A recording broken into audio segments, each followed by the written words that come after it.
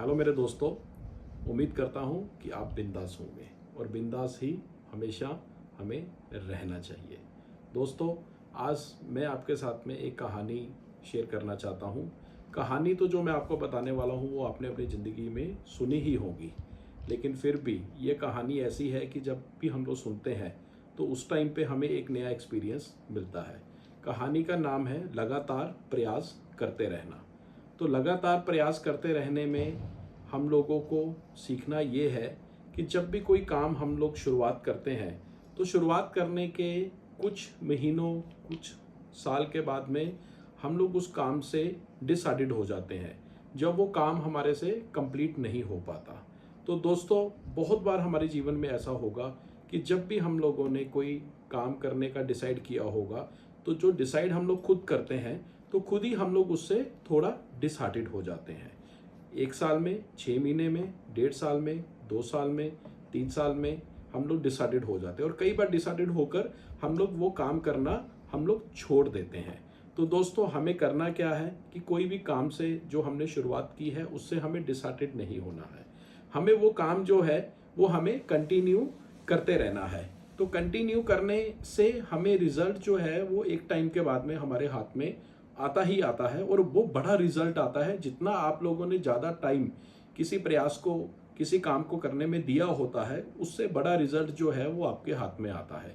जैसे एक एग्जांपल लेते हैं कि बहुत बड़ा एक पत्थर है, उस पत्थर के ऊपर हम लोगों ने आज एक हथौड़ी मारी एक जगह पे और वहाँ पे कुछ भी टूटा नहीं।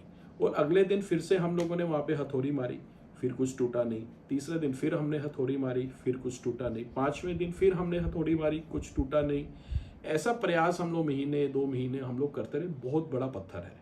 एक दिन आप देखेंगे 3-6 महीने के बाद में, 6 महीने के आपके प्रयास के बाद में आप हथौड़ी उठाएंगे, हल्का सा टच करेंगे, पत्थर टूट जाएगा। तो जो पहले दिन आपने हथौड़ी मारी थी उस दिन वो नीचे से थोड़ा हिला था, फिर और नीचे से हिला, फिर और नीचे से हिला, अंदर से वो टूटना शुरू हो गया, ऊपर से वो, बाहर से वो टूटा नहीं। तो आपको लगा कि मेरे प्रयास जो है वो फेल हो रहे हैं और आपने पत्थर मारना बंद कर दिया, तो वो पत्थर वैसे का वैसा रह जाएगा और कोई और व्यक्ति आएगा, उसके ऊपर फिर से पत्थर मारेगा और वो पत्थर टूट जाएगा। आपकी मेहनत का फायदा दूसरा बंदा ले जाएगा।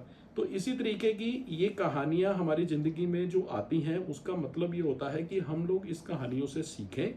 जैसे बड़े पत्थर, एक हथौड़ी की रोज आप थोड़ा थोड़ा प्रयास करते हैं वो टूट सकता है, तो ऐसे ही आप लोग लगातार प्रयास करके बड़े बड़े जिंदगी के पड़ाव जो हैं वो आप लोग हासिल कर सकते हैं।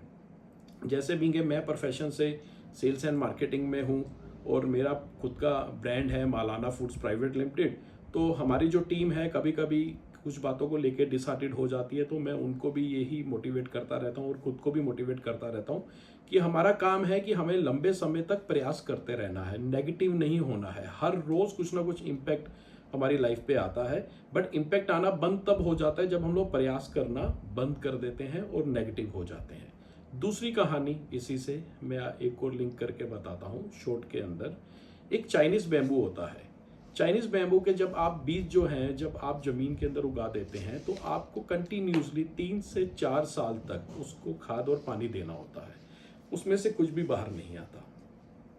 4 साल के बाद में उससे एक छोटा सा पौधा जो है वो बाहर आता है और वो छोटा पौधा आप देखकर ऐसा सोचते हो कि यार इतने साल की मेहनत के बाद में ये छोटा सा पौधा बाहर आया। नहीं, आप देखेंगे अगले 5-6 हफ्ते के अंदर वो 90 फीट तक बड़ा हो जाता है। 90 फीट।